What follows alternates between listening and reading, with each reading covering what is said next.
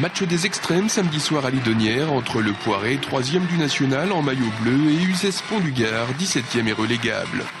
Dasneves et Héloïse suspendus, Le Fay et Kifouetti sur le banc, c'est un Poiré remodelé sinon diminué qui débutait la rencontre. Les Genoux qui se mettent les premiers en évidence, Le Goff déborde et centre. Sacré Gouhou reprend mais son tir puissant est repoussé par le portier gardois.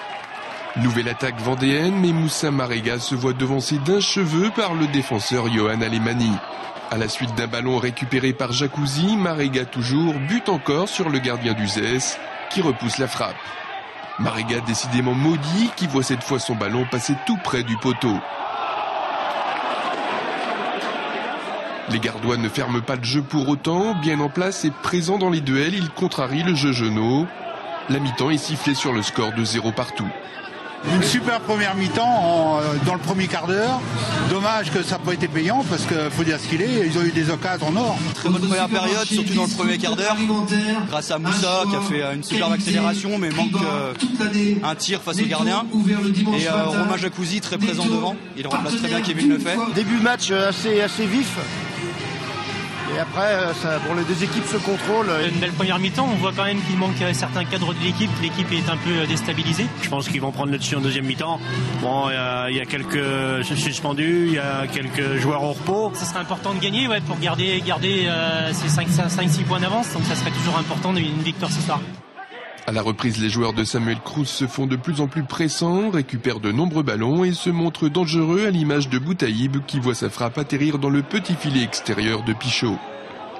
La fin de match est à l'avantage du Poiré, mais Robinet pour Uzès fait des prouesses comme sur ce tir dans la surface de Seka.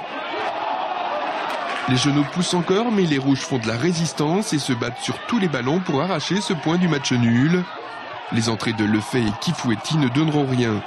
Score final 0 partout, le Poiré a manqué d'efficacité pour espérer l'emporter. Aujourd'hui on a fait un match, il ne faut pas non plus tirer des enseignements trop rapides. Je rappelle qu'un championnat c'est 38 journées, qu'aujourd'hui on joue Uzès et qu'Uzès a le droit de venir prendre des points au Poiré, c'est pas interdit. Voilà, c'est comme ça, on est déçus, on avait envie de prendre 3 points.